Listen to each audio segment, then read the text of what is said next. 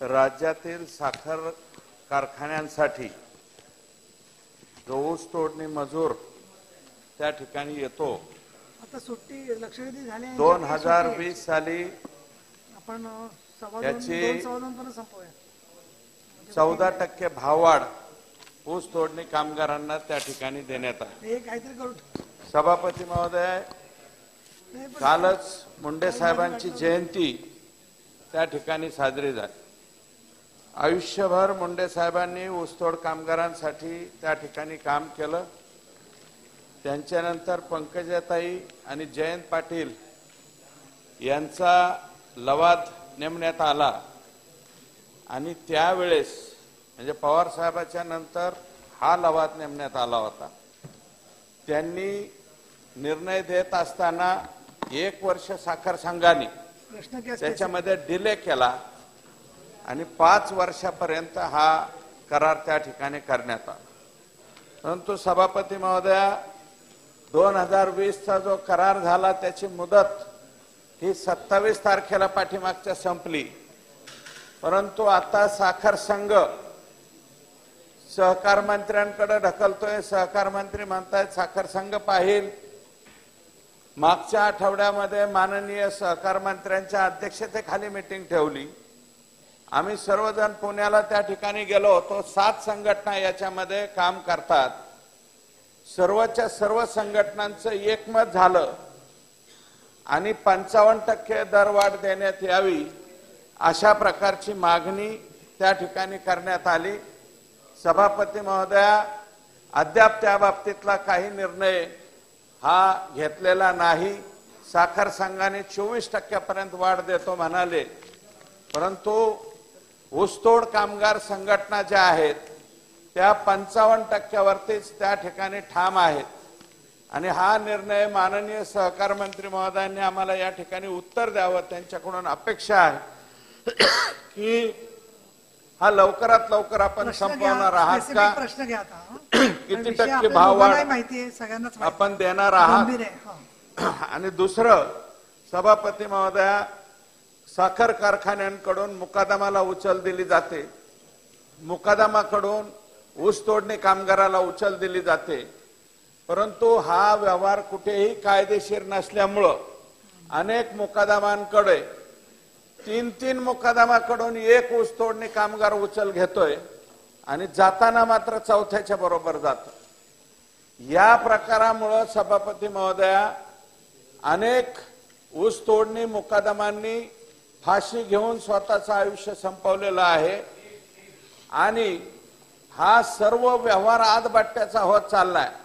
आणि शासनाच्या सुहास वारके साहेबांच्या एका परिपत्रकामुळं आता मुकदमांवरती 420 गुन्हे दाखल व्हायला लागलेत. सभापती महोदया, मग मुकदमाने कारखान्यांना फसवलं म्हणून 420 जर गुन्हे दाखल होत असतील तर त्या मुकदमाला फसवणाऱ्या लोकांच्या वरती कोणत्या कलमान्वये गुन्हे दाखल करायचे हे मात्र त्या परिपत्रकामध्ये सांगण्यात आलेलं नाही.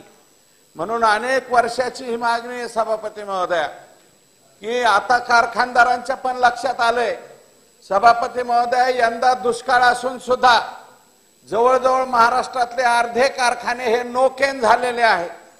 मजूरच तिकडं मान करायला तयार नाही, तोंड करायला तयार नाही, अशी परिस्थिती त्या ठिकाणी निर्माण झाली. म्हणून या गोरगरिबांकडे कोणी पाहिलं नाही, मुकी बहिरी कोणीही हाका, अशा पद्धतीने त्याच्या बाबतीमध्ये होते. सभापती महोदय, आपल्याला यांच्या प्रश्नाची जाण आहे.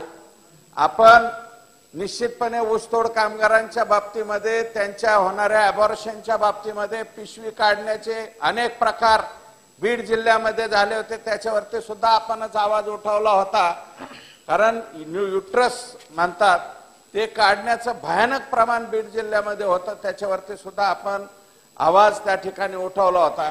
आणि सभापती महोदया, कायदा नसल्यामुळं अनेक लोक या व्यवसायातून म्हणजे मुकादमकीतूनच बाहेर पडायला लागले आणि आमच्या लोकांना माणूस म्हणून सुद्धा वागणूक त्या ठिकाणी नाहीये.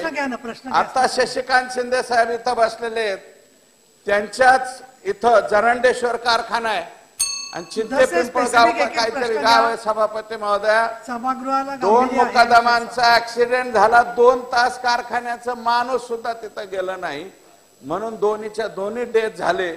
अशी अवस्था आहे. 45 आणि 50 वर्षाची माणसं डेथ होतात, त्याच्याकडे बघितलं सुद्धा जात नाही. सभापती महोदया, पहिला एक प्रश्न, मी 2च प्रश्न विचारतो माननीय सहकार मंत्री महोदयांना, की साखर संघाला आपण तातडीने सांगून ऊस तोडणी म्हणजे मजुरांना आणि मुकादमांना 2% कमिशन वाढवा अशी त्यांची मागणी आहे आणि 55% ऊस तोडणीच्या दरामध्ये वाढ करावी अशा प्रकारची एक मागणी आहे. दुसरी मागणी, हे अधिवेशन तर आता अर्ध झालेलं आहे, परंतु सरकारने जर मनामध्ये आणलं सभापती महोदया, तर पुढच्या आठवड्यात सुद्धा बिल येऊ शकतं आणि या बिलाला कोणी विरोध करेल असं मला वाटत नाही. तेव्हा माननीय सहकार मंत्री महोदयांना माझी विनंती आहे की ऊस तोडणी कामगार संघटनेच्या 7 संघटना, त्यात काम करणारे सगळे लोक यांना बोलावून पुढच्याच आठवड्यामध्ये हे बिल आपण आणणार का आणि ऊस तोडणी कामगारांच्या बाबतीमध्ये स्वतंत्र कायदा करणार का? माननीय सभापती महोदया, सन्माननीय सदस्य सुरेशराव धस यांनी ऊसतोड कामगारांच्या अडीअडचणीच्या संदर्भामध्ये या ठिकाणी ही लक्षवेधी उपस्थित केलेली आहे. परंतु हा जो ऊस तोडणी कामगारांचा प्रश्न हा काही या सभागृहात किंवा शासनाच्या माध्यमातून निर्णय घेतला तरी सुद्धा त्याला अनेक प्रकारचे कंगोरे आहेत आणि म्हणून या संदर्भामध्ये मी आपल्याला सांगू इच्छितो की आपल्या मनामध्ये जी भावना आहे तीच भावना आमच्या सुद्धा आणि महाराष्ट्रातल्या सगळ्या साखर कारखानदारांच्या मनामध्ये तीच भावना आहे. काय होतं की ऊस एक साखर कारखाने ज्या वेळेला सुरू होतात त्यावेळेला साखर कारखाने या ऊस तोडणी कामगारांच्या बरोबर त्या ठिकाणी करार करतात. ऍडव्हान्स पण दिला जातो 5 लाख रुपयापर्यंत, 10 लाख रुपयापर्यंत आणि तो अहवाल दिल्या ते त्यांना डिपॉझिट दिले, ऍडव्हान्स दिल्याच्या नंतर ते मुकदम जे आहेत त्या मुकदमांना खाली ऊस तोडणी कामगार मिळतच नाही आहेत सध्या आणि त्यामुळं ते ऊस तोडणी कामगार कारखान्यावर न आल्यामुळे ऊस तुटत नाही आणि त्याच्यामधून कारखान्याचे सुद्धा पैसे मोठ्या प्रमाणामध्ये बुडतात. आपल्याला सांगायचं म्हटलं तर गाळप हंगाम सन 21-22 व 22-23 मध्ये 10,719 मुकदमांनी ऍडव्हान्स घेऊन कारखान्यांना ऊस तोडणी मजुरांचा पुरवठा न केल्यामुळं राज्यातील साखर कारखान्यांची अंदाजे 52,000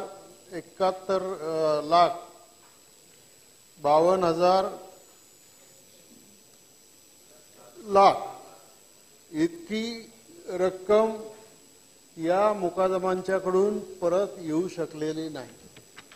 आता प्रश्न हा राहतो की आपण दर 3 वर्षांनी, पूर्वीपासून तर या ऊस तोडणी कामगारांच्या बरोबर चर्चा करत होतो, त्यांच्या संघटनांच्या माध्यमातून चर्चा करत होतो.